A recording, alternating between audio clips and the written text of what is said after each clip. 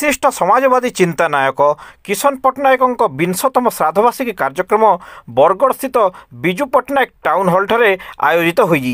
श्रद्धांजलि सभार स्मारक वक्तृता प्रदान करने चलित वर्ष ग्रीन नोबेल पुरस्कार विजेता तथा छत्तीसगढ़ बंचाओ आंदोलन आवाहक श्री आलोक शुक्ला जोगदे कहते वर्तमान देश में क्रोनिक कैपिटलिज्म दौर चली से क्रोनिक कैपिटलिज्म छत्तीसगढ़ ओडिशा झारखंड सह समग्र देशर खनिज संपद जंगल जमी लुट पाई सरकार सब प्रकार नीति नियम सह संविधान को मध्य परिवर्तन करने पछघुंचा होना तार एक नग्न उदाहरण होउची छत्तीसगढ़ सहदेव जंगल तले थिबा कोयला उपरे बड़ बड़ देशी विदेशी कंपनी मानकर लोलुप दृष्टि पड़ुची यह जंगल सह छत्तीसगढ़ को रक्षा करने आदिवासी मान लड़ई जारी रही सहदेव जंगल लड़ई रे ओडिशार स्वार्थ जोड़ी हो रही हीराकुद नदी एवं नदीबंध जंगल अच्छी बोली पानी अच्छी छत्तीसगढ़ छोट छोट नदी नाल महानदी रे स्रोत अच्छी महानदी बंचिले जाई हीराकुद बंचिबो एवं चाष बंचिबो। श्री शुक्ला कहते जे देश में चली आदिवासी चाषी दलित आंदोलन सबू एकत्र होई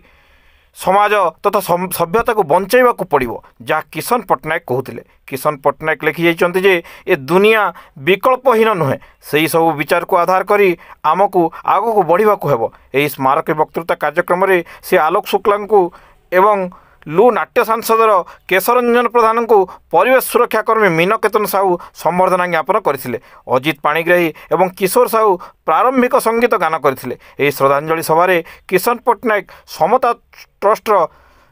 मैनेजिंग ट्रस्टी तथा पश्चिम ओडिशा कृषक संगठन समन्वय समितिर आवाहक लिंगराज सभापतित्व करथिले एवं अरुण कुमार साहू प्रारंभिक सूचना प्रदान करथिबा बेले रमेश पति धन्यवाद प्रदान करथिले। बरगढ़ जिलार विभिन्न गाँव शह शह किशन प्रेमी महिला पुरुष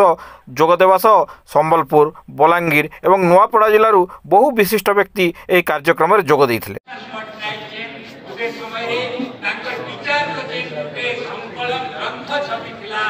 जहाँ ना थिला विकल्प नहीं है दुनिया दुनिया विकल्पहीन नुहे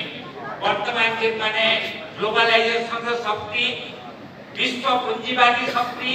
से माने गुटे भ्रम सृष्टि करबा ले चेष्टा करूछन जे पुंजीवादी विकास रो कोनोसी विकल्प नाइनो किंतु किशन पट्टनायक से समय रे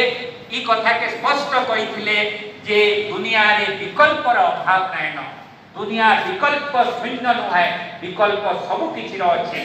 आउ दुनिया विभिन्न जगह वैज्ञानिक माने परिवेशविद माने आंदोलन कर्मी माने से विकल्प के प्रस्तुत करबार लगी निरंतर उद्यम करूछन आ मानव समाज के पहुंचाबार लगी से विकल्प प्रति दृष्टि देबा